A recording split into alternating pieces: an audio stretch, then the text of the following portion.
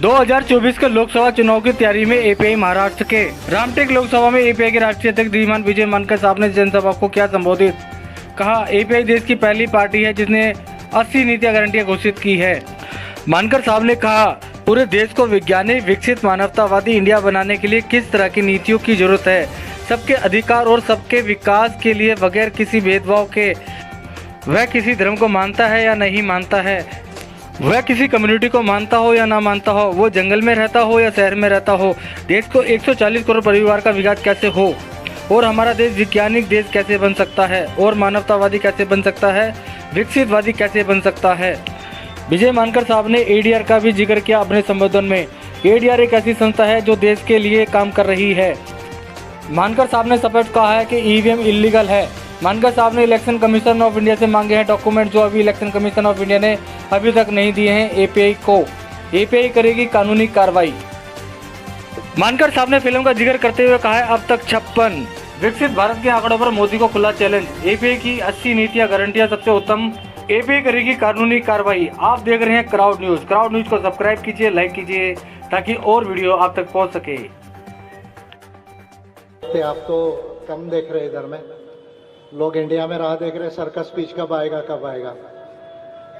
तो आज रामटेक लोकसभा वोट जिस दिन देंगे उस दिन सही होगा। हाँ ठीक है। रामटेक लोकसभा में उमरेड दूसरा अंबेडकराइट पार्टी ऑफ इंडिया देश की एकमात्र पार्टी है जिसने 13 फरवरी को ये नीति घोषित की है। ये नीति आप लोगों के आगे है, हिंदी इंग्लिश दोनों में की है। इंग्लिश की कॉपी हमने 13 फरवरी को प्रेस कॉन्फ्रेंस में रिलीज की, हिंदी की कॉपी हमने 1 मार्च को जो है वो रिलीज की है। पूरे देश को वैज्ञानिक विकसित और मानवतावादी इंडिया बनाने के लिए किस तरह की नीति की जरूरत है, सबके अधिकार और सबके विकास के लिए बगैर किसी का भेदभाव किए, वो किस धर्म को मानता हो या नहीं मानता हो, वो किस कम्युनिटी का हो, वो जंगल में रहता हो या गांव में रहता हो या शहर में रहता हो, वो उत्तर भारत में रहता हो या दक्षिण भारत में रहता हो, बगैर किसी का भेदभाव किए ज्ञान विज्ञान के आधार पर मानवता से देश के हर व्यक्ति, हर परिवार, जब मैं कह रहा हूं तो 140 करोड़ लोग, हर परिवार का अर्थ है देश के 28 करोड़ परिवार, इनका संपूर्ण विकास कैसे हो सकता है और हमारा देश एक वैज्ञानिक देश कैसे बन सकता है, विकसित कैसे बन सकता है और मानवतावादी कैसे बन सकता है, उसकी रिटन गारंटी जो है, return policy along with the calculations की, ये हमारी देश की जो जीडीपी है, जो लगभग 290 लाख करोड़ की आज जीडीपी है और लगभग 47.5 लाख करोड़ का जो हमारा जो है एनुअल यूनियन बजट है, क्या उसके कैलकुलेशंस के दायरे में ये किया जा सकता है या नहीं किया जा सकता है। इस नीति को लेकर जो है हमने देश के अंदर डिक्लेयर किया और मेरा देश के प्रधानमंत्री नरेंद्र मोदी जी को ये चैलेंज है, खुला चैलेंज है, बीजेपी के लोगों को चैलेंज है। आपने तो अभी तक नीति नहीं छापी, आप अभी तक भाषण दे रहे हो, मैंने राइटिंग में ये डिक्लेयर की है। अगर आपको लगता है कि 10 सालों के बाद आप और 5-10 सालों के लिए जो सरकार मांग रहे हो, अगर आपके पास इससे ज्यादा बेस्ट नीति है, तो मैं प्रधानमंत्री मोदी जी से एक ही चैलेंज करता हूं कि एक बार खुले स्टेज पर लाइव ब्रॉडकास्ट में एक बार विजय मानकर के साथ डिबेट कर लो, पूरे देश को देख लेने दो कि एपीआई की नीति सबसे बेस्ट है या बीजेपी और प्रधानमंत्री की नीति जो है वो बेस्ट है। ये मेरा खुला चैलेंज जो है वो देश के प्रधानमंत्री जी को है। थोड़ा साउंड हमिंग स्लाइड, आप लोगों की ताली नहीं बजी। बजेगी धीरे धीरे, आप समझेंगे सोचेंगे तो जरूर बजेगी।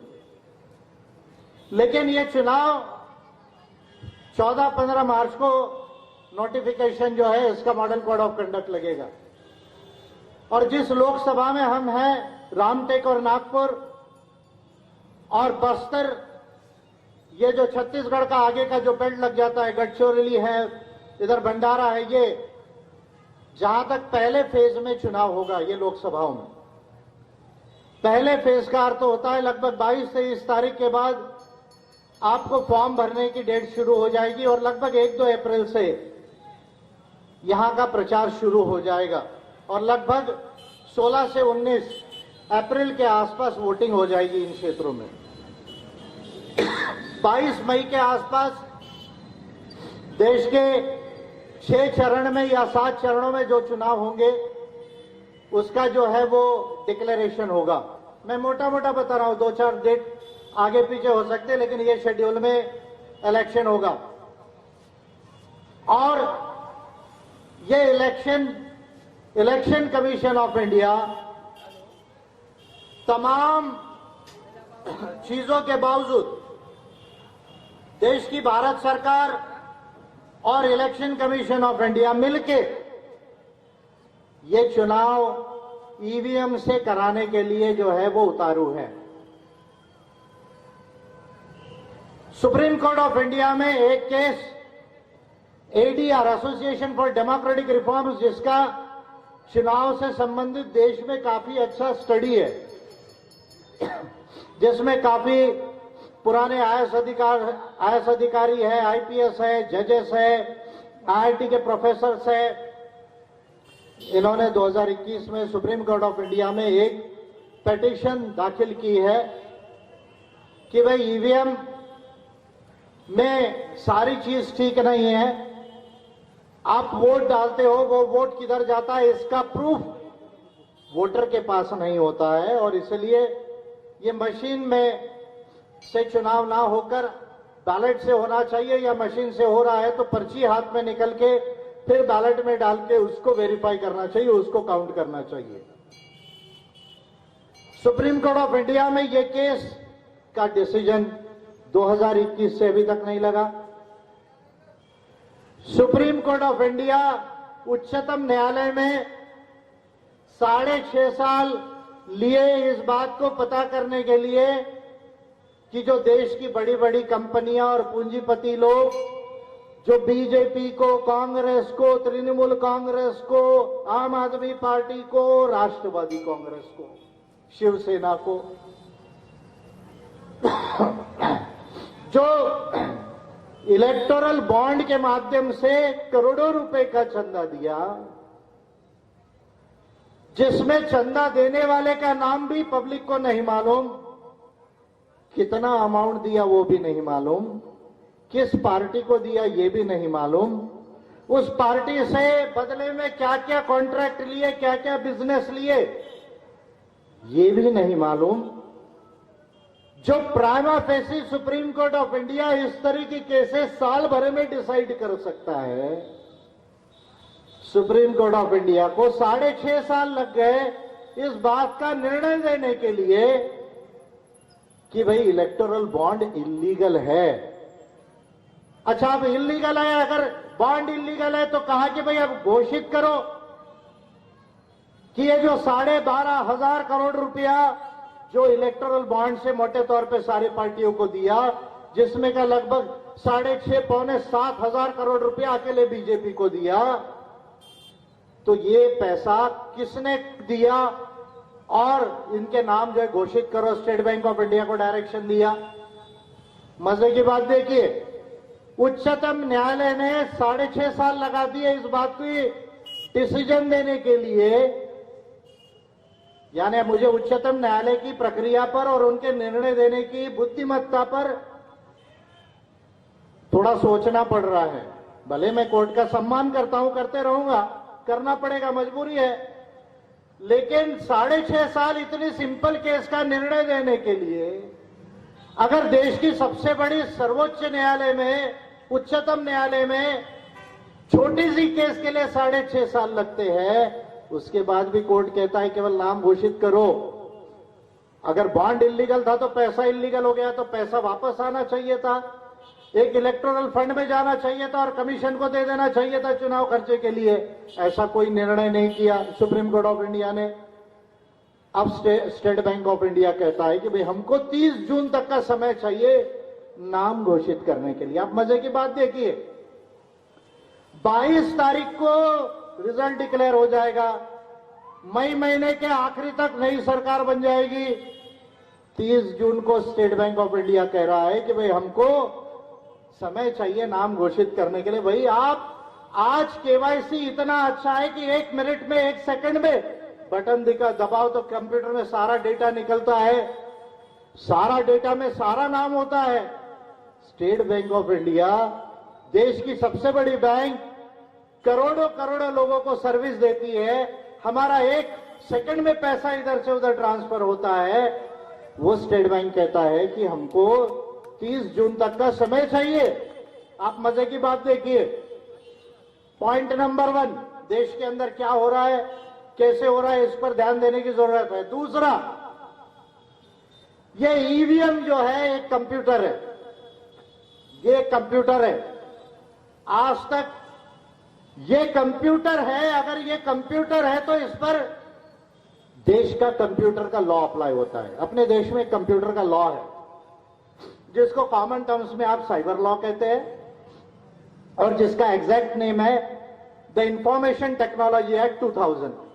आज मैंने बुक नहीं लाई, शायद मैं जल्दी में थोड़ा सा जो है मिस कर गया, लेकिन आप नोट कर सकते the information technology act 2000। This is the computer law और the cyber law of India. ये हर कंप्यूटर के ऊपर में ये कानून लागू होता है। आपके दुकान में छोटा सा कंप्यूटर होगा, उस पर भी वो एक्ट अप्लाई होता है। और हमारे देश में चुनाव का एक कानून है जिसको हम कहते हैं the representation of people's act 1951 and conduct of election rules 1961। यानी चुनाव का कानून 1951 में बना, 1961 में उसके रूल्स बने, और साइबर लॉ कंप्यूटर का कानून जो 2000 में बना। अब अगर ये कंप्यूटर है तो कंप्यूटर का लॉ इस पर अप्लाई होता है, तो आपके पास में सर्टिफिकेट होना चाहिए, कौन सी कंपनी की बना रही है उसका लाइसेंस होना चाहिए। वो कंपनी अगर इस मशीन का कोई पार्ट फॉरेन से अगर बुला रही है तो उनका बीच में एग्रीमेंट होना चाहिए।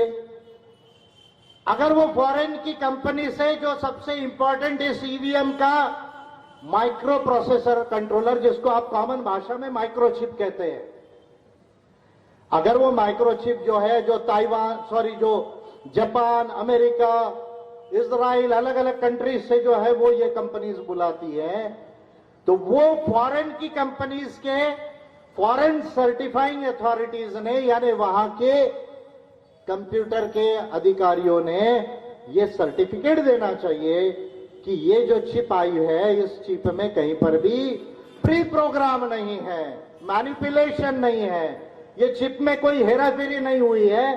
ये सर्टिफिकेशन फॉरेन के अधिकारी को देना चाहिए।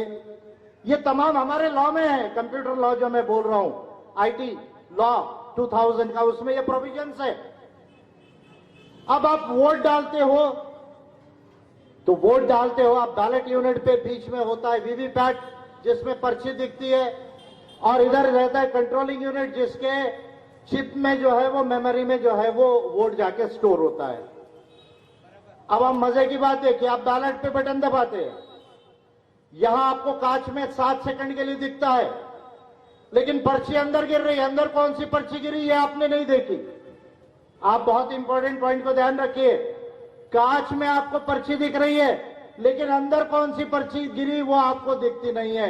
और ये वोट कंट्रोल यूनिट पे चिप में कहा गया, ये भी आपको मालूम करने का कोई जरिया नहीं है। यानी एक बार यदि आपने कोर्ट को वोट दिया, आपको कोर्ट की पर्ची दिखेगी, लेकिन ये हो सकता है कि अंदर पर्ची कमल की निकले और वोट भी कोर्ट के जाने के बजाय कमल को चले जाए, और जब आप काउंटिंग करो तो कमल को वोट जो है वो मिलेगा।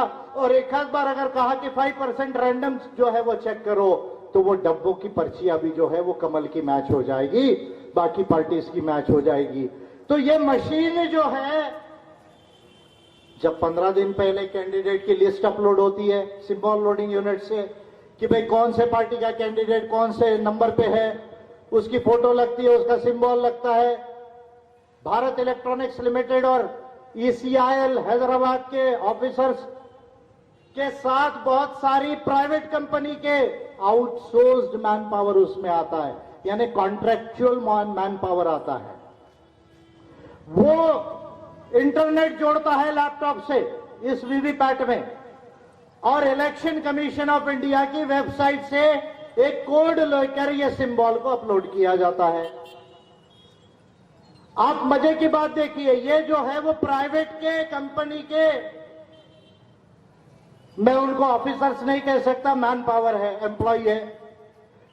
वो कोई सरकारी अधिकारी नहीं है जो इलेक्शन कमीशन ऑफ इंडिया के ऑफिसर्स ऑन डेप्यूटेशन होते हैं। जैसे पुलिस ऑफिसर है, ये पुलिस वाले बैठे हुए हैं, इनकी ड्यूटी लगेगी इलेक्शन में। ये टीचर्स है, इनकी ड्यूटी लगेगी इलेक्शन में। तो they are the officers on deputation of the Election Commission of India. यानी अगर इन्होंने कुछ गलत किया तो चुनाव आयोग इनके ऊपर में डिसिप्लिनरी एक्शन कर सकता है, लीगल एक्शन कर सकता है। लेकिन प्राइवेट कंपनी के अगर अधिकारी नहीं, कर्मचारी, कॉन्ट्रैक्ट वाले लोग अगर आके इसमें सिंबल लोडिंग यूनिट को अपलोड करते हैं, और अगर इसमें इंटरनेट के माध्यम से अगर कोई कोड डालते हैं जिसको कहता है रीप्रोग्रामिंग, जिसको कहा जाता है रीप्रोग्राम, पहले एक प्रोग्राम लिखा है, अब इस पर रीप्रोग्राम किया जा रहा है कोड डाल के, तो आप वोट जिसको चाहोगे उसी को ट्रांसफर होगा। अब ये वीवीपैट टैंपर हुआ है या नहीं, कंप्यूटर की लैंग्वेज में बोल रहा हूं, यानी इससे छेड़छाड़ हुई या नहीं, इसका सर्टिफिकेट कोई नहीं दे रहा है। कलेक्टर इसका सर्टिफिकेट नहीं दे रहा है। अब ये जो 5G स्पेक्ट्रम चल रहा है, आपका मोबाइल चल रहा है, ये मोबाइल चला रहे हैं, कैसे चल रहा है? यहां तो कुछ है नहीं कनेक्शन, वेव से चल रहा है। उस वेव्स को कहते हैं 5G spectrum, radio frequency waves. यहां पर तरंग है, रेडियो, यहां टावर से वेव्स आ रही है। ये जो मशीन है, ईवीएम जो है, वो केवल 6 गीगाहर्ट्ज तक कंपैटिबल है। 6 गीगाहर्ट्ज तक ये मशीन, वो मशीन को कोई गड़बड़ नहीं होगी। लेकिन हमारा जितना 5G चल रहा है वो 64 गीगाहर्ट्ज तक चल रहा है। ये मशीन में ये तरंगों से कोई गिनती के समय में इंटरफेरेंस हुआ या नहीं, वोटिंग के समय में इंटरफेरेंस हुआ या नहीं, ये सर्टिफिकेट हमको कलेक्टर नहीं दे रहा है, प्रिसाइडिंग ऑफिसर नहीं दे रहा है। यानी शॉर्ट में यदि अगर मैं बात कहूं तो ना एग्रीमेंट ठीक से है, ना लाइसेंसेस ठीक से है, ना सर्टिफिकेट्स है, ना ऑडिट लॉग्स है, ना नॉन टैंपरिंग की सर्टिफिकेट्स है। यानी जितने इलेक्ट्रॉनिक प्रोसीजर्स एंड प्रैक्टिसेस इस कंप्यूटर लॉ में, 2000 के कंप्यूटर लॉ में, साइबर लॉ में है, और हमारा इलेक्शन लॉ भी कहता है 51 और 61 का कि टैंपरिंग नहीं होना चाहिए, ना वोट में गड़बड़ी नहीं होना चाहिए। तो इलेक्शन कमीशन क्या कहता है? भाई मशीन का नंबर देख लो, चिट्ठी पे सील देख लो। भाई सील अगर आपकी सही भी हो, लेकिन अगर इसके कोड को अगर चेंज किया गया है तो ये मशीन तो वैसा ही रिजल्ट देगी जैसा उसको कोड दिया गया है। तो electronic certification, electronic non tampering के सर्टिफिकेशन का कोई प्रोसीजर ही चुनाव आयोग के पास नहीं है। और इसलिए मैंने 3 पिटीशन चुनाव आयोग को किए। ये आपके आगे दिखा रहा हूं, केवल भाषण नहीं दे रहा हूं। एक किया 23 जनवरी को, तीसरा किया 29 जनवरी को, तीसरा किया 8 फरवरी को। 3 पिटीशन किए। 3 पिटीशन करके ये दोनों कानून के तहत section by section, rule by rule, regulation bye regulation ये ईवीएम इलीगल कैसी है, ये मैंने इसको प्रूव किया। चुनाव आयोग को 3 पिटीशन दिया। आज तक चुनाव आयोग ने मेरा जवाब नहीं दिया। 56 चीजें मैंने मांगी है, 56, एक दो नहीं, 56। आपने एक पिक्चर देखा होगा, उसका नाम था अब तक 56। आपको शायद याद होगा, एक पिक्चर का नाम था। मैंने 56 चीजें मांगी हैं उनको, और मैं जवाब आंसर नहीं मांग रहा हूं। चुनाव आयुक्त अपने चुनाव की प्रेस कॉन्फ्रेंस में कहते, पटना में, चेन्नई में, लखनऊ में और जगह जाके, नहीं हमने तो ईवीएम पे सारे जवाब सवाब दे दिए, वो आप 8500 हमारे हैं, वो देख लो, हमारे 30 हाई कोर्ट के ऑर्डर, सुप्रीम कोर्ट का ऑर्डर है, उसको देख लो। अरे भैया, वो पढ़ के रिसर्च करके ही मैंने ये बनाया है। मैं चुनाव आयुक्त को कह रहा हूं कि आपके सवाल जवाबों को आपके हाई कोर्ट के और सुप्रीम कोर्ट के लिमिटेड डिसीजंस को पढ़ के ही ये बनाया हूं। और मैं आपसे कह रहा हूं कि ये जो मैं मांग रहा हूं डॉक्यूमेंट्स, ये आप दे दो, ये प्रोविजंस को फॉलो करो तो ईवीएम लीगल होगी। अदरवाइज ईवीएम कल भी इलीगल थी, आज भी इलीगल है, और ये चुनाव में भी जो है वो इलीगल रहेगी। मैं ओपनली बोल रहा हूं। तो मेरे वजह से एक डेप्यूटी चीफ इलेक्शन कमिश्नर ने रिजाइन कर दिया, ऐसा मान लीजिए। अभी एक ही बचे थे, एक chief election commissioner, 2 deputy chief election commissioner, उसमें का एक पोस्ट खाली थी। परसों के दिन शायद गोयल जी ने, जो डेप्यूटी इलेक्शन कमिश्नर थे, उन्होंने रिजाइन कर दिया, मेरे वजह से रिजाइन किया, ऐसा मान लो आप। क्यों मान लो? क्योंकि ये मशीन इलीगल है। अब इसको मैं देश में प्रूव करके रहूंगा, ये बात मैं जो है ओपन चैलेंज इंडिया के अंदर दे रहा हूं। और ये मैं केवल भाषण नहीं दे रहा हूं, ऑन रिकॉर्ड कह रहा हूं। अब उसके आगे मैंने क्या किया ये बता रहा हूं। पिछले महीने के 22 तारीख को, यानी फरवरी को, ये जब जवाब इलेक्शन कमीशन ने नहीं दिया, वो देगा नहीं, उसके पास है नहीं, मुझे मालूम है, मुझे अच्छे से मालूम है कि ये जो 56 चीजें मैं मांग रहा हूं, agreements, document, certificates, licence, audit log, ये वो देने वाला नहीं है। मैंने चीफ जस्टिस ऑफ इंडिया को ये तीनों पिटीशन को रेफर कर दिया। ये उसका जो है रिप्रेजेंटेशन का ये है कि भाई देश के जो हमारे चीफ जस्टिस ऑफ इंडिया है, उच्चतम न्यायालय के जो चीफ जज है चंद्रचूड़ जी, उनके पास मैंने सुओ मोटो कॉग्निजेंस के लिए इस तीनों पिटीशन को देके फॉरवर्ड किया है कि चुनाव सर पे आ गया है, अगर हम मान लीजिए कोई भी लीगल प्रोसीजर करते हैं तो समय लगेगा। आप चीफ जस्टिस ऑफ इंडिया है, आप इस पर कृपया जो है वो गौर फरमाएं, और अगर आप जल्दी अगर गौर फरमाते हैं तो आप डायरेक्ट नोटिस इलेक्शन कमीशन को इश्यू कर सकते हैं, ये कंपनीज को इश्यू कर सकते हैं, और ये जो चीजें इसको ठीक करने की शुरुआत हो सकती है। पिछले 22 तारीख को मैंने दिया, इसका जो भी डिटेल होगा मैं आपको बताऊंगा, लेकिन 4 दिनों बाद चुनाव घोषित होने वाले हैं, और इसकी ज्यादा संभावना है कि यह चुनाव ईवीएम से होगा, इसकी ज्यादा संभावना है। मैं रियलिटी बता रहा हूं। मैं उन लोगों की तरह नहीं जो बोलेंगे नहीं इस बार तो हम बैलेट से ही कराएंगे, होने नहीं देंगे। मैं आपको प्रैक्टिकल बता रहा हूं।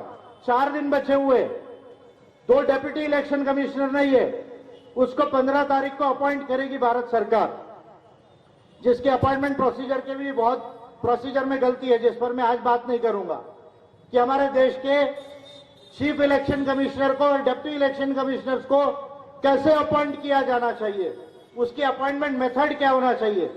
ये एक अलग विषय जिस पर आज मैं नहीं बोलूंगा। मेरा तो क्लियर व्यू है कि स्क्रीनिंग कमेटी स्क्रीन करे, जिस स्क्रीनिंग कमेटी में प्राइम मिनिस्टर ऑफ इंडिया हो, एक यूनियन मिनिस्टर हो, एक अपोजिशन के लीडर राज्यसभा और लोकसभा के हो, और एक जज हो सुप्रीम कोर्ट के।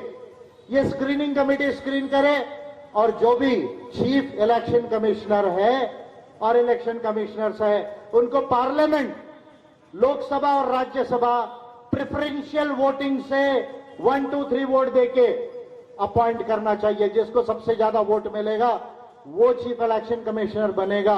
क्योंकि अगर चीफ इलेक्शन कमीशन अगर ये इंडिपेंडेंट रहना है, स्वतंत्र रहना है, तो उसको अपॉइंट करने की प्रोसीजर ये देश के लोगों के हाथ में होनी चाहिए, सरकार के हाथ में नहीं होनी चाहिए। और लोगों का इंस्टीट्यूशन ये आज किसी भी तरह से पार्लियामेंट है। तो इस विषय पर मैं आज नहीं बोलूंगा। मैंने एक वन कंट्री वन इलेक्शन पे ये सारी बातें लिख के दी है कोविड कमेटी को। लेकिन अब यदि ईवीएम से ही चुनाव होता है और मैं आपसे कहूंगा कि सबको वोट करना है, मैं किसी को यह नहीं कहूंगा कि वोट मत करो, हर नागरिक को वोट करना है। आपको ये चिंता नहीं करनी है कि हम वोट डालेंगे और फिर हमारा ईवीएम में गड़बड़ होगा, नहीं, आपको वोट करना है। अब मैंने दूसरा रास्ता निकाला है, जो रास्ता आज तक देश में किसी भी पॉलिटिकल पार्टी ने नहीं निकाला, इंक्लूडिंग कांग्रेस, शिवसेना, राष्ट्रवादी, आम आदमी, ये जितने, बीजेपी को छोड़ दीजिए, वो तो है ही, अभी बहुत सारा इन्होंने बताया किस तरह से चोरी करने में वो एक्सपर्ट है, लेकिन बाकी पॉलिटिकल पार्टी ने भी नहीं किया, केवल समय बर्बाद किया देश के लोगों का। लेकिन मैंने पहली बार देश में एक यूनिक मेथड बनाई है कि हम चुनाव भी कॉन्टेस्ट करेंगे और ईवीएम को भी चैलेंज करेंगे। आप ध्यान से सुनिए, हम चुनाव भी कॉन्टेस्ट करेंगे, ईवीएम को भी चैलेंज करेंगे, और कांग्रेस की तरह नहीं करेंगे। कांग्रेस कहती है चुनाव जीत गई तो ईवीएम ठीक, चुनाव हार गई तो ईवीएम में गड़बड़। कांग्रेस के लोग चुनाव आयोग को लव लेटर लिखते हैं। अरे भैया, ये लव लेटर से सॉल्व होने वाली बात नहीं है। जयराम रमेश जी ने लेटर लिखा इलेक्शन कमीशन ऑफ इंडिया को, नहीं नहीं ईवीएम के अंदर ये सुधारना करो, वो सुधारना करो, दिग्विजय सिंह को आगे भेज देते हैं। लेकिन कांग्रेस के लोगों को 2014 से लेके ईवीएम को सॉल्यूशन लाने के लिए जो पार्लियामेंट में लॉ बनाना चाहिए था या जो लीगल प्रोसीजर करना चाहिए था, वो उन्होंने नहीं की। जो किसी पार्टी ने नहीं की, वो मैं पहली बार कर रहा हूं, और आपको ये पूरा मेथड देखने को मिलेगा। जैसे ये चुनाव शुरू होगा, मैं लीगल प्रोसीजर से इस ईवीएम को चैलेंज करूंगा, और वो चैलेंज इस तरह का होगा कि अगर एपीआई चुन कर भी आ गई, एपीआई चुन कर भी आई, तो भी लीगल चैलेंज ईवीएम का जारी रहेगा, और हम ये कहेंगे कि भाई ये ईवीएम इलीगल थी, इसलिए ये चुनाव लीगल नहीं है। अब जाकर ये डिसाइड करो कि ये मशीन लीगल है या लीगल नहीं है, और अगर मशीन इलीगल है तो ये चुनाव लीगल कैसे? ये एक सवाल जो है वो खड़ा होगा, और ये ऑन रिकॉर्ड होगा। नीचे बोलते हैं ते भाषण नहीं, ऑन रिकॉर्ड होगा। और इस एक बड़े विषय को लेकर एपीआई पूरे देश में स्टेप लेकर ली है, लीड ले ली है, और मैंने एक ऑफर दिया है बाकी पॉलिटिकल पार्टी के लोगों को, बीजेपी वगैरह को छोड़ के। मैंने एक ऑफर दिया उनको। क्या ऑफर दिया? कि यार आप बहुत पॉलिटिकल पार्टी बनाते हैं और आपको समझ में नहीं आता क्या करना क्या नहीं करना। हमारे देश में कई ऐसी पॉलिटिकल पार्टियां हैं, मैं किसी को ज्यादा अच्छा बुरा नहीं बोलूंगा, लेकिन मेरा ऐसा मानना है कि हमारे देश की जो ज्यादातर पॉलिटिकल पार्टियां हैं वो बुद्धू है। मैं उनको बुद्धू कहता है, बुद्धू। किस लिए बुद्धू कहता हूं? इनको ह्यूमन राइट्स मालूम नहीं, इनको कॉन्स्टिट्यूशन ऑफ इंडिया के डिटेल्स मालूम नहीं, इनको लॉ कैसा बनता है ये मालूम नहीं, लॉ में क्या प्रोविजंस होना चाहिए ये मालूम नहीं, इनको इकोनॉमिक्स मालूम नहीं, इनको फाइनेंस मालूम नहीं, इनको साइंस एंड टेक्नोलॉजी मालूम नहीं, इनको इंटरनेशनल रिलेशंस मालूम नहीं, इनको पॉलिटिकल साइंस मालूम नहीं, इनको पब्लिक एडमिनिस्ट्रेशन मालूम नहीं, इनको किसानों की नीति मालूम नहीं, इनको श्रमिकों की नीति मालूम नहीं, इनको महिलाओं की नीति कैसी बनाई जाती है मालूम नहीं। हमारे देश की ज्यादातर पार्टियां ये बुद्धू है। मैं उनको गाली गलौज नहीं करूंगा, मैं उनको बुद्धू कहता हूं। और तमाम पार्टियों में सबसे बड़ी बुद्धू पार्टी है आज के तारीख में बीजेपी, जिसका मैंने नामांकन किया बुद्धू जनता पार्टी। मैं उसका क्या नाम दिया बीजेपी को?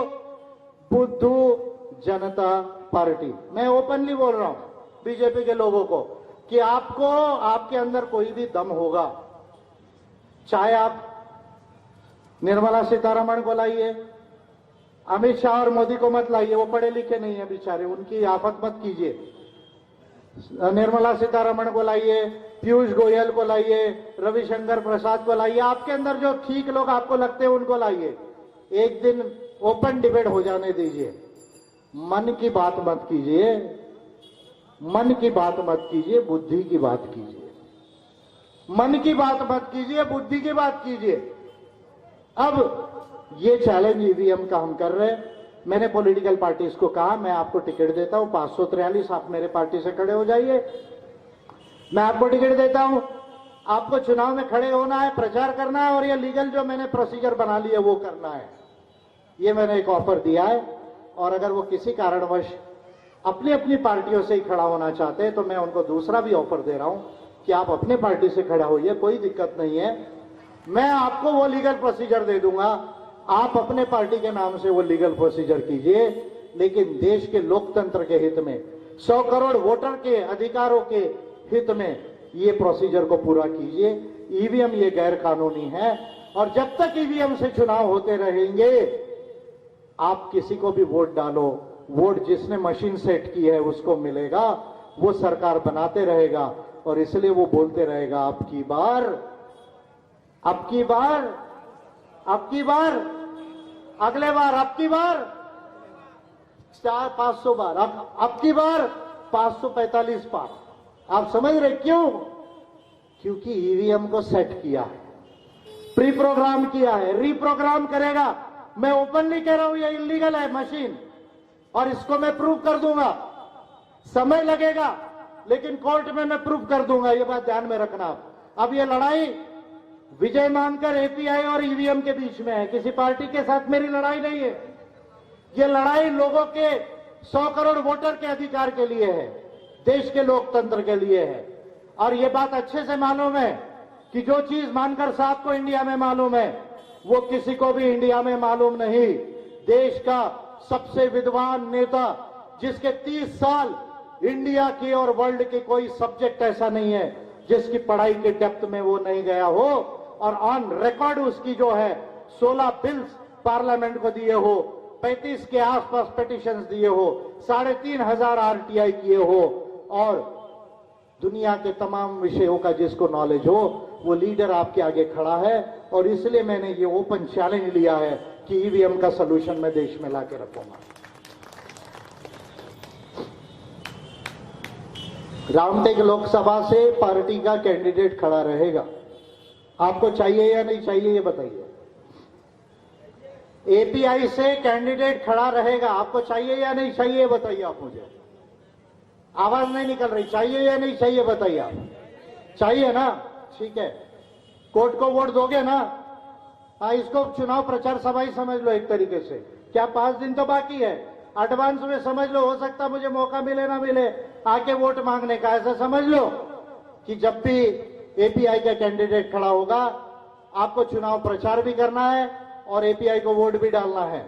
और ईवीएम का जो प्रॉब्लम है वो अब मेरे ऊपर छोड़ देना है आप लोगों को। मैं उसको धीरे धीरे कंट्रोल में ला लिया है। अभी जो 10% 15% मैनिपुलेशन होता है ना, आज नहीं बोलूंगा लेकिन जिस दिन ये लीगल प्रोसीजर आगे चुनाव के समय में होगी, मैं दावे से कहता हूं कम से कम 5% वोट मैनिपुलेशन में रोक दूंगा इस मशीन के अंदर में। वो मैंने तरीका ढूंढ लिया इसके अंदर में।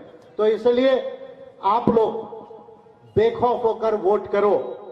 चुनाव को हमको बाइकआउट नहीं करना है, चुनाव को हमको चैलेंज नहीं करना है। लोकतंत्र में एक ही चीज है, चुनाव। अगर हम चुनाव को बाइकआउट करेंगे तो हुकुमशाही आने लगेगी देश के अंदर में। तो इसलिए चुनाव को बाइकआउट नहीं करना है। ईवीएम का डर आपको हो, कोई गलत काम मत करो। मैंने उसकी तमाम तैयारी कर ली है और एपीआई के 100 के ऊपर कैंडिडेट 20 राज्यों में रहेंगे और मैं स्वयं भी लोकसभा का चुनाव इस बार कॉन्टेस्ट करने जा रहा हूं। मैं स्वयं भी लोकसभा का चुनाव इस समय कॉन्टेस्ट कर रहा हूं और आप लोगों की समझदारी रही, आप लोगों का प्यार रहा और साथ रहा तो मैं संसद पहुंचूंगा। और अगर मैं संसद पहुंच गया तो चिंता मत करना, किसी का कुछ भी आंकड़ा है, आना तो नहीं चाहिए लेकिन आंकड़ा आ जाए तो चिंता मत करना। विजय मानकर अगर संसद में रह गया तो अपने नॉलेज के पावर के बेस पे बगैर संख्या बल के भी बीजेपी जैसे पार्टी को मैं घुटने के ऊपर में जो है वो ला सकता हूं। इतनी ताकत जो है वो नॉलेज की इस लीडर के अंदर में है। तो साथियों, ये ईवीएम का विषय है। अब रही बात कि देश में चुनाव हो रहे हैं और हमारे देश के प्रधानमंत्री कहते हैं कि नहीं नहीं, हमारा तो सब अच्छा ही है, हम तो सब अच्छा ही कर रहे हैं। और हमारे प्रधानमंत्री कह रहे हैं 2047 तक हम विकसित भारत बना देंगे। भाई ठीक है, आप 47 तक विकसित भारत बनाएंगे, चुनाव तो 5 साल के लिए हो रहा है, 10 साल आपकी सरकार रही, उस पर वोट मांगना चाहिए। ठीक है, प्रधानमंत्री जी बोल रहे हैं विकसित भारत बनाएंगे। प्रधानमंत्री जी से मैं कह रहा हूं, जरा यार पढ़ाई वढ़ाई किया कभी आपने? मैं ये कह रहा हूं कि आपके पास में गवर्नमेंट है, आपके पास नीति आयोग है, जरा आंकड़ा तो घोषित करो। विकसित भारत के समय 2 आंकड़े केवल घोषित कर दो कॉन्फिडेंस के साथ में। मैं प्राइम मिनिस्टर ऑफ इंडिया को बोल रहा हूं और ये जानते हुए बोल रहा हूं कि उनके पास में अर्थशास्त्री बैठे हुए हैं, उनके पास स्टैटिस्टिशियन बैठे हुए हैं। 2047 में 3 आंकड़े डिक्लेयर कर दो प्रधानमंत्री जी। बीजेपी के लोग सुन रहे होंगे मार्केट में, संदेश देना नितिन गडकरी को, फडणवीस को, और जिसको देना है संदेश देना। मानकर साहब ने बीजेपी को ओपन चैलेंज किया है, प्रधानमंत्री को 3 आंकड़े केवल घोषित करने के लिए बोलो। मैं किसी को कभी गाली नहीं देता, किसी को भला बुरा नहीं बोलता, केवल 3 आंकड़े घोषित करने बोल रहा हूं। एक, 2047 में भारत का जीडीपी डॉलर टर्म्स में कितना होगा, ये प्राइम मिनिस्टर ऑफ इंडिया घोषित कर ले। Point number 1। पॉइंट नंबर 2, देश का per capita gross national income, यानी हर व्यक्ति के पास उस समय कितना पैसा होगा, यह दूसरा डेटा देश के प्रधानमंत्री घोषित करे। तीसरा डेटा यह देश के प्रधानमंत्री घोषित करे कि वो जो फिगर दे रहे हैं 2047 का, उसको पहुंचने के लिए जीडीपी ग्रोथ रेट क्या लगेगी, सकल घरेलू उत्पाद क्या रेट से बढ़ना चाहिए इंडिया में। तीसरा पॉइंट, और per capita gross national income, यानी प्रति व्यक्ति आय क्या प्रतिशत से बढ़ना चाहिए। ये 3 चीजें, 4 चीजें ही केवल प्राइम मिनिस्टर ऑफ इंडिया बता दे, मैं मान जाऊंगा कि चाय बेचने के अलावा 10 साल में प्रधानमंत्री कार्यालय में बैठ के थोड़ी पढ़ाई भी इस प्रधानमंत्री ने की होगी। मैं मान जाऊंगा। ताली नहीं बजाए आप लोगों ने, क्यों? अच्छा नहीं लग रहा है? अच्छा नहीं लग रहा है? चलो मैं बता देता हूं।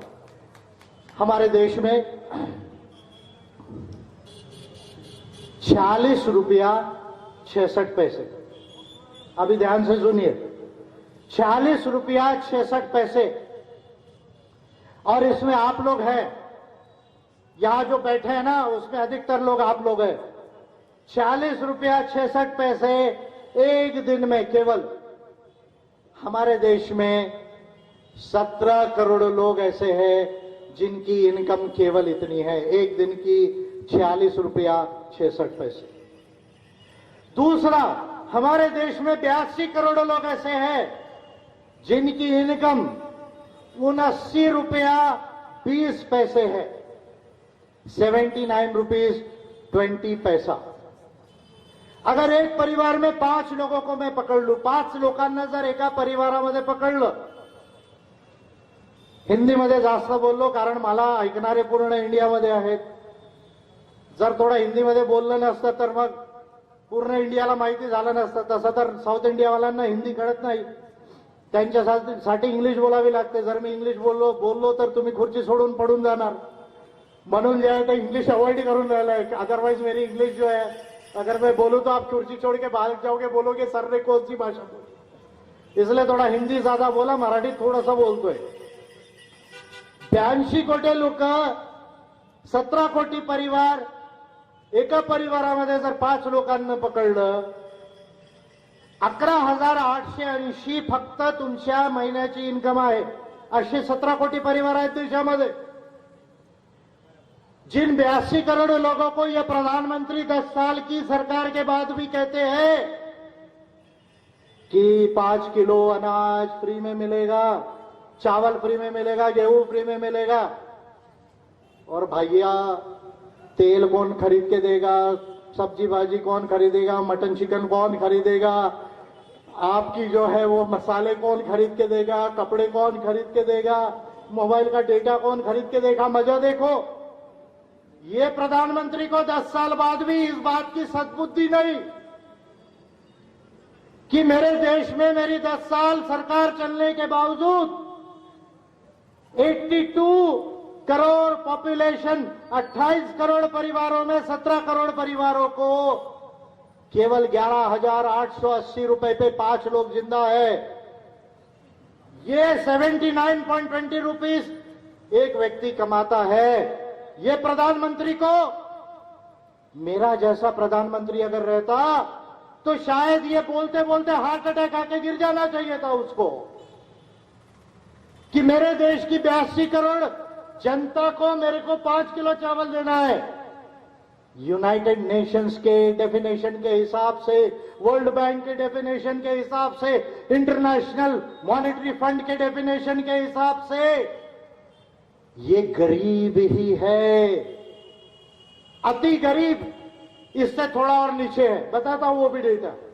ये गरीबी है, यानी 82 करोड़ लोग, 17 करोड़ परिवार हमारे देश में गरीब जैसे है। पॉइंट नंबर 1, 3 करोड़ 68 लाख परिवार, 3.5 करोड़ ते 3 कोटी 68 लाख परिवार असे आहेत ज्यांची 5 लोकांची परिवाराची इन्कम फक्त 7,000 रुपये आहे। ते अति गरीब है, एक्सट्रीमली पुअर। अब सवाल यह है, 2 लोगों का रेफरेंस लेता हूं। एक हमारे देश में प्रधानमंत्री हुई थी इंदिरा गांधी, और एक हमारे देश के विद्यमान उद्योगपति है गौतम अडानी जी, और एक हमारे देश के प्रधानमंत्री है नरेंद्र मोदी जी। 3 लोगों का रेफरेंस लेता हूं। इंदिरा गांधी ने इमर्जन्सीच्या काळात त्या फेजमध्ये असं स्लोगन लावलं होतं, गरीबी हटाओ। हमारे देश में गरीबी नहीं रहना चाहिए, इंदिरा गांधी का स्लोगन था। हम देख रहे हैं आज तक गरीबी नहीं हटी। हमारे प्राइम मिनिस्टर कहते हैं मैंने घर में नल दिया, गैस सिलेंडर दिया, घर दे रहा हूं, अच्छी बात है, बुरी बात नहीं है, मैं इसको बुरा नहीं मानता। अरे आप नहीं दे रहे हैं, आप बजट से दे रहे लोगों के, ये पैसा लोगों के टैक्सेस का है।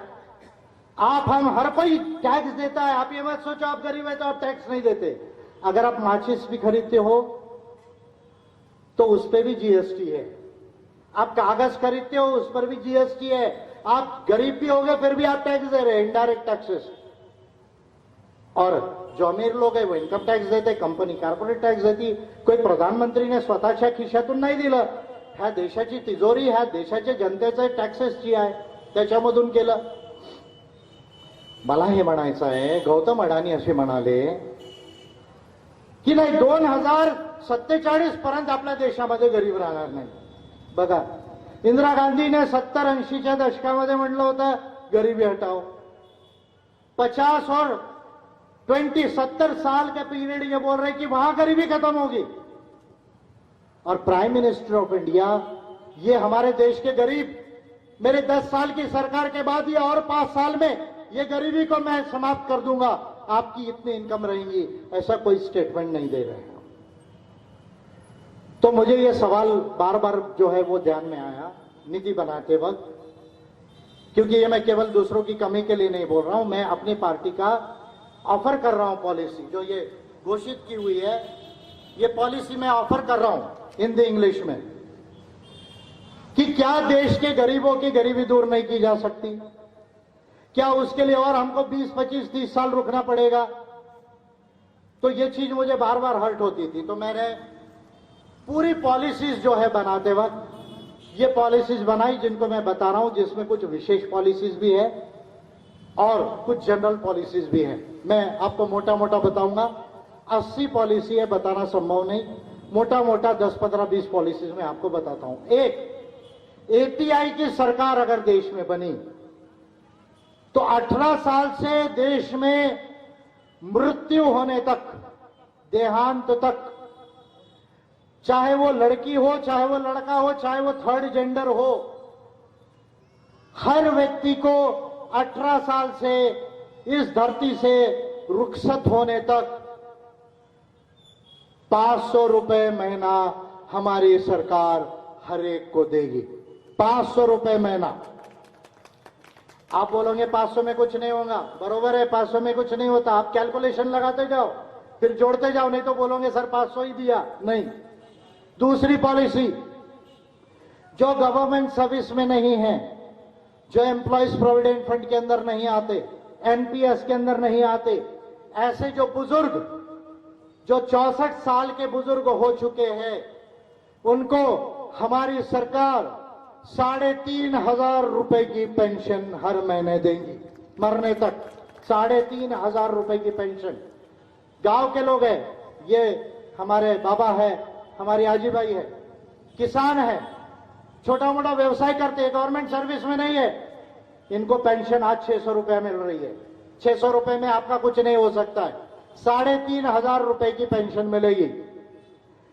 ये जो 82 करोड़ पर जो लोग हैं, जो मैंने अभी बताया, कोई भी व्यक्ति बीमार पड़ता है, उसको 1 रुपए की भी जरूरत नहीं। हर एक के आधार कार्ड की तरह एक हेल्थ कार्ड बनेगा, आधार कार्ड की तरह हेल्थ कार्ड बनेगा, आधार से पैन से वो लिंक रहेगा। आपकी तबीयत खराब हो जाए, आप हॉस्पिटल चले जाओ, ब्लड टेस्ट से लेके आपके ऑपरेशन ट्रीटमेंट तक, और ट्रीटमेंट होने के बाद डॉक्टर 1-2 महीने की जो मेडिसिन लिखेगा, वहां तक आपका मेडिकल इंश्योरेंस फ्री रहेगा। आपको 1 रुपया भी देने की जरूरत नहीं रहेगी। ये पूरे देश के लिए बता रहा हूं मैं आपको, केवल महाराष्ट्र के लिए नहीं या और कोई स्टेट के लिए नहीं। ऐसे परिवारों के लोगों की अगर एक्सीडेंट में मृत्यु हो गई तो 5 लाख रुपए का उनको एक्सीडेंटल इंश्योरेंस मिलेगा। 5 लाख रुपए का एक्सीडेंटल इंश्योरेंस मिलेगा। उसके बाद जो ये 2,70,00,000 परिवार है, 3 करोड़ 68 लाख जो परिवार है, जो अति गरीब है, उनको मध्यम अमीर बनाने के लिए, मेरी बात ध्यान से सुनो, आज तक किसी ने नहीं बोला, किसी सरकार ने डिक्लेयर नहीं किया, ये नीति cutting edge policy of economics and finance जो एकदम से अमीरी में लाएगी। आपको 1 पीढ़ी 2 पीढ़ी रुकने की जरूरत नहीं है, मध्यम अमीर में लाएगी आपको, एकदम अमीर नहीं, लेकिन मिडिल रिच में एकदम 5 साल 10 साल के अंदर आप मिडिल रिच होंगे। आज तक किसी पार्टी ने, किसी लीडर ने यह पॉलिसी के विषय में सोचा भी नहीं। ये 17 करोड़ लोग, 3 करोड़ 70 लाख परिवार, राउंड में बोल रहा हूं, जो अति गरीब है, उनको 3,75,000 रुपए का म्यूचुअल फंड हमारी सरकार बनाकर देगी, म्यूचुअल फंड बना के देगी। आप बोलते 3,75,000 में क्या होगा? 3,75,000 रुपया एट द रेट, अगर मैं 18 या 20% का भी रिटर्न मानूं तो आपका म्यूचुअल फंड हर 5वें साल में डबल हो जाएगा। 370 को आप 2 से मल्टीप्लाई करो, 8वें साल में 375 जो है लगभग आपका जो है 7.5 लाख, और 7.5 लाख का 15 लाख, लगभग 90 साल में आपके पास में 15 लाख रुपया जमा हो जाएगा। ये म्यूचुअल फंड से वो कंपाउंड होके जो है वो 15 लाख हो जाएगा। अभी आप जोड़ते जाइए, पॉलिसी खत्म नहीं हुई है। अब जो शिक्षा है, एजुकेशन एंड एम्प्लॉयमेंट, E2, ये सबसे बड़े युवाओं के लिए, मुल्की युवा है, यूथ। अगर आपको एजुकेशन और एम्प्लॉयमेंट, रोजगार अगर क्लियर नहीं है तो आप कभी भी अच्छा जीवन नहीं जी सकते। तो 12वीं तक देश में शिक्षा फ्री रहेगी, और जो प्राइवेट स्कूल का स्टैंडर्ड है, इंटरनेशनल स्कूल की जो स्टैंडर्ड है, वही स्टैंडर्ड की स्कूल 12वीं तक सरकारी स्कूल होंगी, जिसमें कोई भी बच्चा जाके पढ़ सकता है, चाहे वो अंबानी का बच्चा हो या आदिवासी का भी बच्चा हो, वो जाके फ्री एजुकेशन 12वीं तक ले सकता है। ताली नहीं बजाए आप लोगों ने। आप लोगों को एजुकेशन चाहिए कि नहीं पता नहीं। हायर एजुकेशन एब्सोल्युटली चीप होगा, उच्च शिक्षा एब्सोल्युटली चीप होगी। 5% जीडीपी का, सकल घरेलू उत्पाद का, जीडीपी ग्रॉस डोमेस्टिक प्रोडक्ट, हमारा ग्रॉस डोमेस्टिक प्रोडक्ट लगभग अभी 290 लाख करोड़ है। उसका 5%, जैसे जीडीपी बढ़ते जाएगा ये 5% तो रहेगा। शिक्षा पर खर्चा होगा और हमारी सरकार 5 साल में 5 करोड़ रोजगार निर्माण करेगी।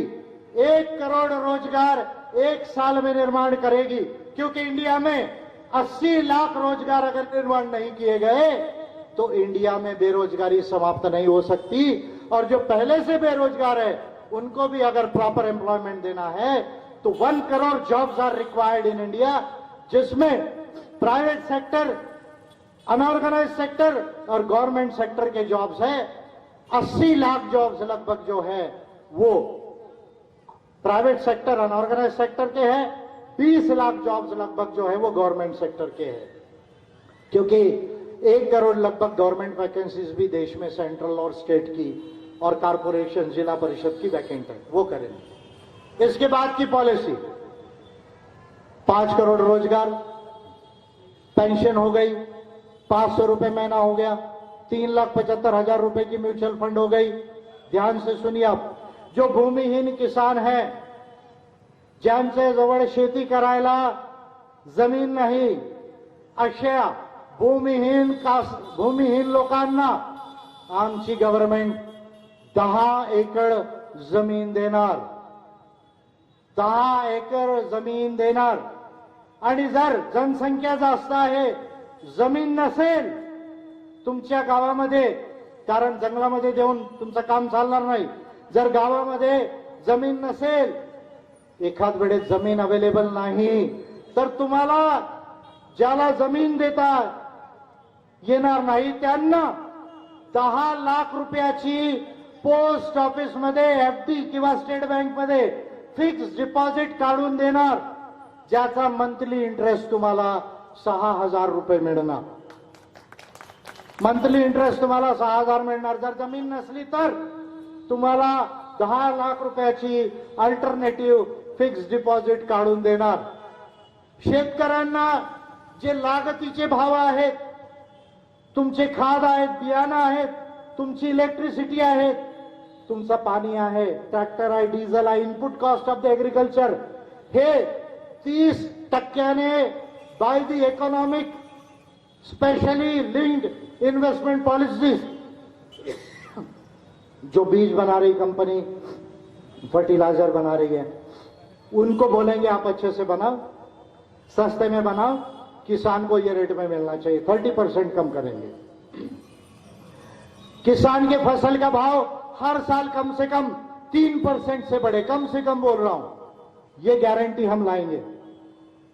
किसानों का 50% कर्जा, ध्यान से सुनिए, 50% कर्जा आमची सरकार माफ करेल। 50% कर्जा जे काही कास्तकारांवर आहे ते माफ करेल। आणि तुम्हाला जर नवीन कर्ज पाहिजे शेतीसाठी तर फक्त नॉमिनल 1% भावाने तुम्हाला जे आहे कर्ज मिळणार कास्तकारांना। ह्या तमाम ज्या आहेत त्या पॉलिसीज ज्या आहेत तुम्हाला लक्षात घ्या। अंगणवाडी वर्कर, ग्रामीण आजीविका मिशन, आशा वर्कर्स, ह्या ज्या तमाम वर्कर्स आहेत त्यांना वेगवेगळा 9,000 ते 15,000 रुपयाच्या त्यांच्या रेन्युमरेशन मिळणार। त्यांना तुम्ही काय म्हणता, मानधन म्हणता, मानदेय हिंदी में बोलते, ते मिळणार।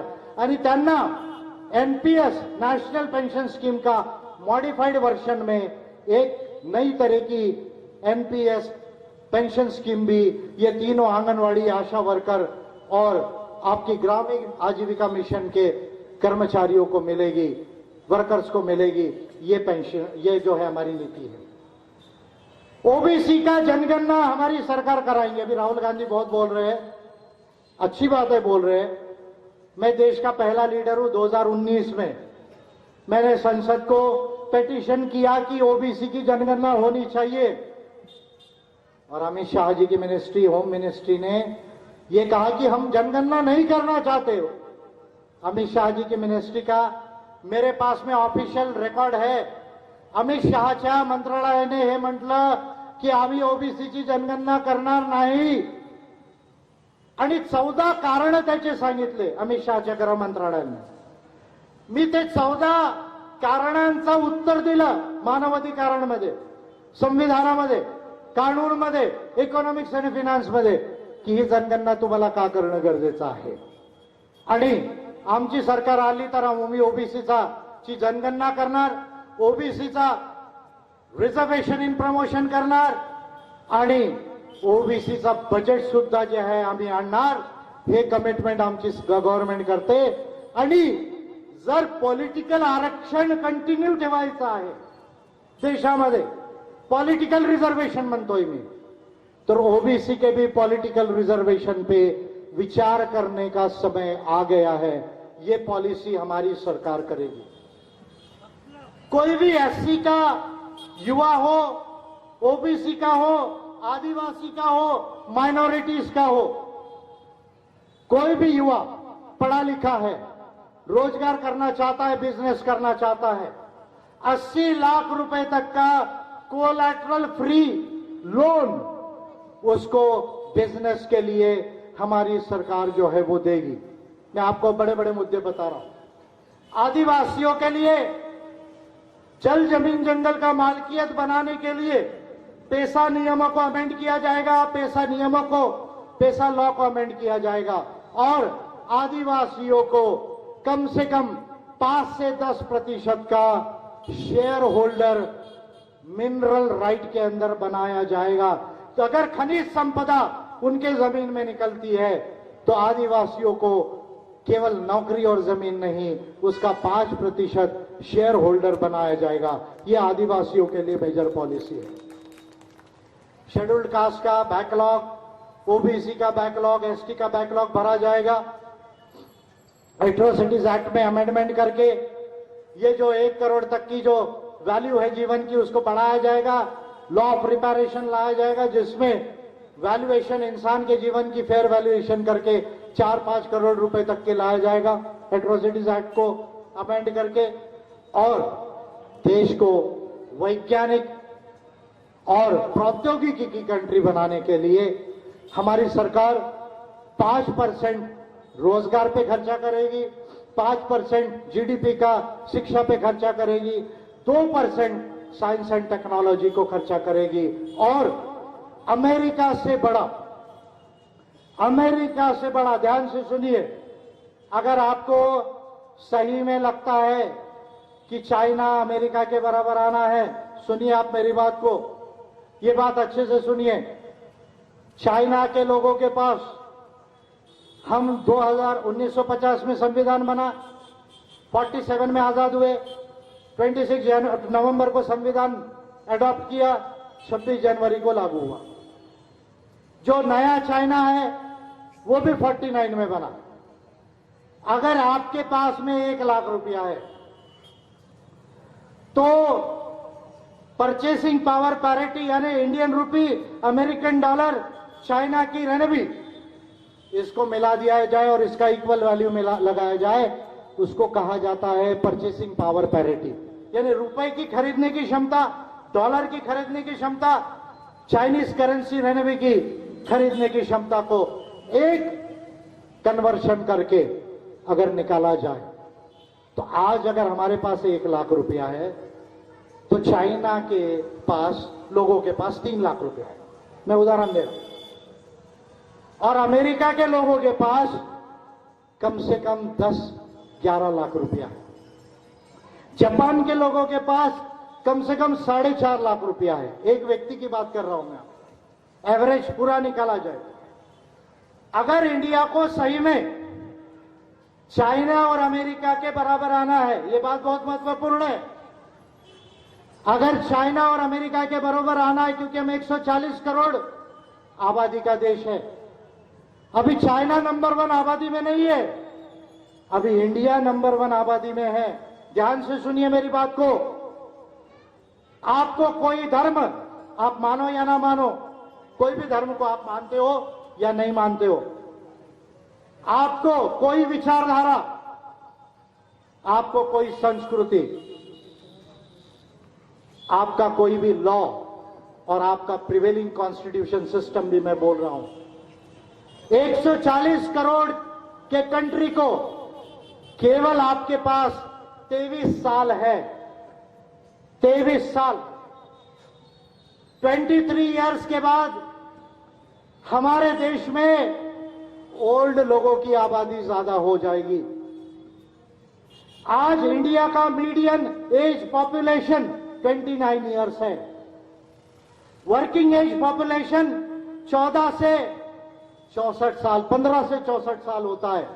यानी जहां कोई कमाई कर सकता है वो 15 साल का युवा से लेके 64 साल तक के वर्किंग एज पॉपुलेशन बोला जाता है। आज हमारी मीडियन एज पॉपुलेशन 29 है। 2046 में हमारी मीडियन एज पॉपुलेशन 40 के ऊपर चले जाएगी। यानी आज जो जापान का हाल हो रहा है, जेंट्रिक सोसाइटी जिसको बोला जाता है, ग्रेइंग सोसाइटी बोला जाता है, इंडिया भी वैसा होगा।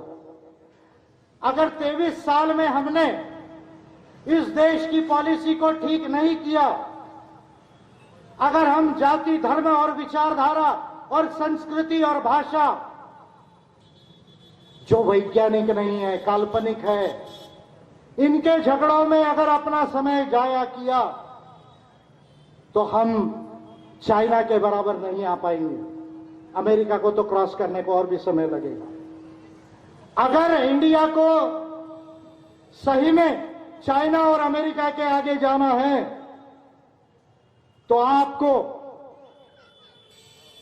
वैज्ञानिक और प्रौद्योगिक राष्ट्र बनने के अलावा कोई और रास्ता नहीं है। ये बात बोलने वाला मैं पहला लीडर हूं इंडिया के अंदर में। अब जाके मोदी जी कह रहे कि नहीं, हम साइंस एंड टेक्नोलॉजी पे ध्यान देंगे। अरे भैया, ऐसा नहीं होता। एक तरफ मंदिर, दूसरे तरफ साइंस, ऐसा नहीं होता। आप बनाओ, मानो, मैं नहीं बोलता मानो या नहीं मानो, लेकिन ऐसा नहीं होता। अब जाके नीतीश कुमार जी ने कहा, विजय मानकर 2016 में बोल रहा है। 3 दिन पहले नीतीश कुमार लंदन में गए, उन्होंने पलटी मारी, ये मारी, वो सब छोड़ दीजिए, वो पॉलिटिकल, वो तो पलटू है ही, वो जाने दीजिए। लेकिन बिहार की जो गरीबी है, और तमाम सरकारें आ गई, बिहार की गरीबी समाप्त नहीं हो रही है। नीतीश कुमार लंदन में गए, वहां साइंस म्यूजियम को देखा और आकर उन्होंने कहा कि नहीं, हम पटना को साइंस सिटी बनाएंगे। ये नीतीश कुमार ने 3 दिन पहले कहा। मैं 2016 से कॉस्मो ह्यूमैनिज्म का जब मैंने संशोधन किया, विज्ञान को बहुत अच्छे से समझा, टेक्नोलॉजी के यूज को समझा। हम चौथी इंडस्ट्रियल रेवोल्यूशन में चल रहे हैं। ये जो कॉस्मो ह्यूमैनिज्म का बुक है, इसमें मैं लिख चुका हूं, 4th इंडस्ट्रियल रेवोल्यूशन। उस दिन मोदी जी ने कहा भाषण में, नहीं, हम 4th इंडस्ट्रियल रेवोल्यूशन को मिस नहीं करना चाहते। विजय मानकर ने 2016-17 में बताया ये बात को कि हम चौथी प्रौद्योगिक क्रांति में जा रहे हैं। और अगर हम साइंस एंड टेक्नोलॉजी का कंट्री नहीं बनेंगे, अगर हम धर्म, जाति, विचारधारा, संस्कृति, भाषा, अगर इसको प्राधान्यता देंगे, चाहे वो किसी की भी हो, तो हम 140 करोड़ लोगों को अमीर नहीं बना सकते, उनको विकसित नहीं बना सकते। अंबानी, अडानी जरूर अमीर हो सकता है, लेकिन यहां बैठा हर एक आदमी अमीर नहीं हो पाएगा। ये बात आप अच्छे से समझिए। मेरा लक्ष्य है इंडिया को वैज्ञानिक, विकसित और मानवतावादी गोंडवाना बनाना। आप कहोगे, सर गोंडवाना गोंडवाना क्यों बोल रहे? बोलो, नहीं बोलो। लोग हिंदुस्तान कहते, भारत कहते। मैंने एक रिसर्च किया देश में, और इसको बोलने वाला पहला लीडर हूं कि भारत से पहले गोंडवाना था। भारत 3500 साल, 3600 साल वैदिक पीरियड से जो भारत नाम की जो कम्युनिटी थी, वहां से भारत का पॉपुलराइजेशन हुआ। लेकिन वैदिक पीरियड 3500 साल, सिंधु सभ्यता का पीरियड 5000 साल, प्री इंडस रूरल फेस 8,000 9,000 साल और आदिवासियों का पीरियड 50,000 साल। इंडिया में 50,000 साल से गोंडवाना था, गोंडवाना है, गोंडवाना रहेगा। मेरा लक्ष्य है इंडिया को वैज्ञानिक, विकसित और मानवतावादी गोंडवाना बनाना। इसलिए हम अमेरिका की मैक्स प्लैंक इंस्टीट्यूट से बड़ी, आप अच्छे से सुनिए इस बात को, मैक्स प्लैंक वो साइंटिस्ट हुए जिनका नाम इंडिया में आप लोग सुनना पसंद करते नहीं मालूम। इंडिया का तो आप सबका नाम ले लेते, सावरकर का लेते, हेगड़ेवार का लेते, भगत सिंह जी का लेते, लीजिए, मैं कुछ नहीं कह रहा हूं, मत लो लीजिए करके, फुले जी का लेते, शाहू जी का लेते, डॉक्टर अंबेडकर का लेते, लीजिए, कोई बात नहीं है। मैक्स प्लैंक दुनिया में वो साइंटिस्ट है जिसने इस सृष्टि की स्केल को बनाया। ब्रह्मा है, ब्रह्मांड है, इतना दिन, इतनी रात, ये जो कैलकुलेशन हमारे यहां मिलते हैं वो कैलकुलेशन करेक्ट नहीं आते, वो इमेजिनेशन पर आते हैं। मैक्स प्लैंक वो साइंटिस्ट है जिसने माइनस स्केल, पॉजिटिव स्केल दोनों बनाया। अमेरिका दो चीजों से, तीन चीजों से सबसे आगे गया। अमेरिका आगे गया साइंस एंड टेक्नोलॉजी के वजह से। अमेरिका आगे गया मार्केट की अर्थव्यवस्था की वजह से, और सरकार की उसमें वेलफेयर पॉलिसी है, डेवलपमेंट। तीसरा, अमेरिका आगे गया लिबरल डेमोक्रेसी की वजह से। हम इंडिया में मैक्स प्लैंक चंद्रशेखर सीनियर का साइंस इंस्टीट्यूशन बनाएंगे, जो दुनिया का सबसे बड़ा साइंस का रिसर्च इंस्टीट्यूशन होगा, और उसमें जंगलों का बच्चा हो या गांव का बच्चा हो, अगर वो साइंटिस्ट बनना चाहता है तो उसको वहां फ्री में एडमिशन देके साइंस के रिसर्च में हम लोग जो है वो प्रमोट करेंगे। ये हमारी गवर्नमेंट की एक बहुत बड़ी पॉलिसी रहेगी। छोटी छोटी बहुत सारी पॉलिसियां हैं। आपकी इनकम 5 सालों में 2,92,000 रुपीज हम करने जा रहे हैं। जो अभी 2,16,000 रुपए केवल पर कैपिटा GNI है, उसको 2,92,000 करने जा रहे हैं। और मोदी जी को मैंने चैलेंज किया है 4 आंकड़े डिक्लेयर करने के लिए। इसलिए मैं 2050 का, जो जब हम 100 साल पूरे हो जाएंगे तब हमारे per capita gross national income कितना होगा, ये आज आपको नहीं बताता। बीजेपी के लोगों से ये मैंने ओपन पूछा है, आप बता सकते हैं, नहीं तो अगली चुनावी सभाओं में मैं मोदी जी की क्लास लगाऊंगा, तब इसके ऊपर मैं जरूर मेरे आंकड़े में घोषित करूंगा। आज मैंने कहा है तो मोदी जी को मौका दे रहा हूं स्टडी करने का। 4 चीजें डिक्लेयर कर दे कि डॉलर टर्म्स में ग्रॉस डोमेस्टिक प्रोडक्ट इंडिया का कितना होगा, gross national income per capita 2047 में हर व्यक्ति का कितना होगा, क्या प्रतिशत से भारत का सकल घरेलू उत्पाद GDP बढ़ना चाहिए, क्या प्रतिशत से हर व्यक्ति की इनकम बढ़ना चाहिए। ये 4 चीजें केवल मोदी जी डिक्लेयर कर ले। मैं आज भी डिक्लेयर कर सकता हूं, लेकिन मैं डिक्लेयर नहीं करूंगा। आज के लिए इतना काफी है। आप लोगों ने मेरी बात को सुना। तुम्ही बुद्धीचा उपयोग करायचा, बुद्धीचा उपयोग करायचा, नेहमी नॉलेजचा उपयोग करायचा, नॉलेजचा उपयोग करून समोर जायचा, असा मला माझा आपल्याला आव्हान आहे। आपण लोकांनी शांतीने माझी गोष्ट ऐकली। जो लोग दुकानों में हैं, उधर खड़े हुए हैं, कांग्रेस के हो, बीजेपी के हो, शिवसेना के हो, BSP वाले भी हो, कोई भी हो, कहीं पर भी हो, विजय मानकर 140 करोड़ लोगों की भलाई की बात कर रहा है। और मेरे से ज्यादा अच्छी नीति अगर किसी के भी पास हो तो मैं ओपन डिबेट के लिए इंडिया में लाइव ब्रॉडकास्ट में तैयार हूं। कोई भी मेरे से ज्यादा अच्छी नीति बना ले और अपनी सरकार बना ले। अपनी बात को ऐसे कहते हुए समाप्त करता हूं। जय विज्ञान, जय इंसान, जय मानवाधिकार। मुख्य मार्गदर्शक अंबेडकराइट पार्टी ऑफ इंडिया के नेशनल प्रेसिडेंट श्रीमान विजय मानकर, जिन्होंने पॉलिसी और बाकी सब चीज़ों के बारे में आपको बताया, कितना समझा कितना नहीं समझा, फिर भी आपने सुना और सुनते हुए मैंने पिन ड्रॉप साइलेंस देखा, इसका मतलब जाहिर बात है कि आपको इस नीति के अंतर्गत ये बातें समझ में आई होंगी। इसी के साथ मैं आपका ज़्यादा समय न लेते हुए आपको बधाई देता हूँ और लास्ट हमारा एक प्रोग्राम या प्रोग्राम का एक हिस्सा होता है वोट ऑफ थैंक्स, उनके लिए मैं आमंत्रित करता हूँ। इस विधानसभा के मुख्य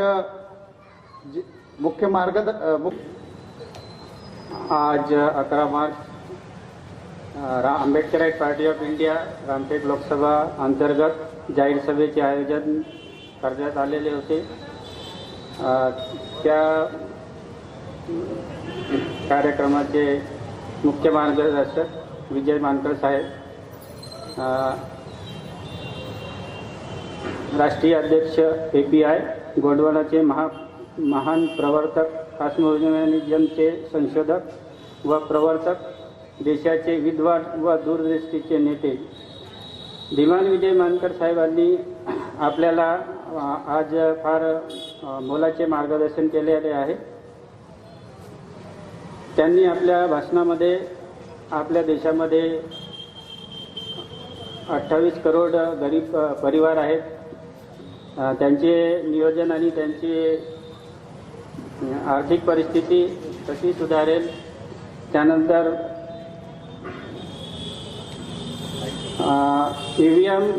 EVMच्या आताच्या याच्यामध्ये म्हणजे फारच मोठा मुद्दा आहे।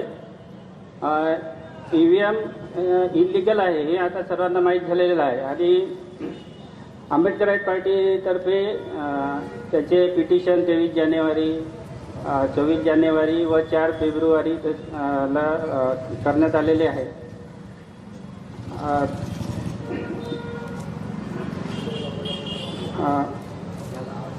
तसेच आपल्या आंबेडकराईट पार्टीच्या अस्तित्वाने आपल्या देशाची व राज्याची व लोकांची प्रत्येक परिवाराची प्रवर्गाची कशी उन्नती होईल यावर सुद्धा त्यांनी मार्गदर्शन केलेले आहे। त्यानंतर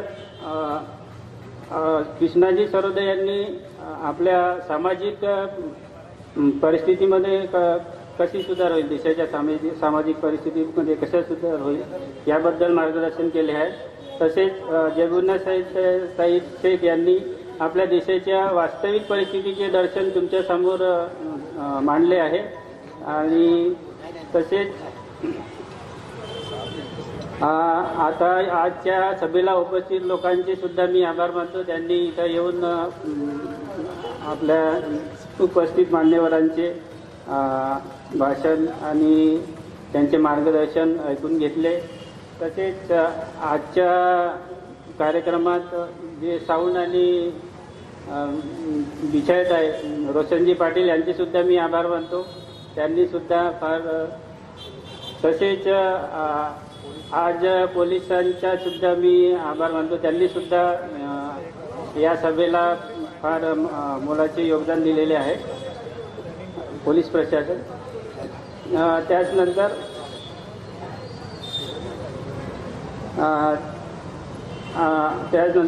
आजच्या कार्यक्रमाचे संचालन धीमान आपले पारसजी शंभरकर यांनी फार चांगल्या प्रकारे केले, त्यांचे सुद्धा मी आभार मानतो।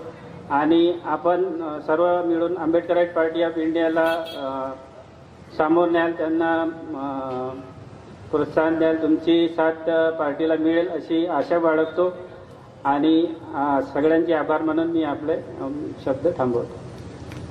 धन्यवाद। एक स्लोगन लावायचं आहे। API जिंदाबाद, API जिंदाबाद, API जिंदाबाद, API जिंदाबाद।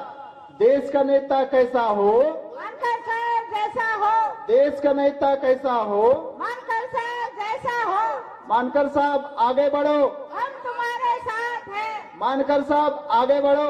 हम आपके साथ हैं। धन्यवाद साथियों, इसी के साथ इस प्रोग्राम का वाइंड अप होता है। धन्यवाद, थैंक यू, जय भीम, शुभ रात्रि।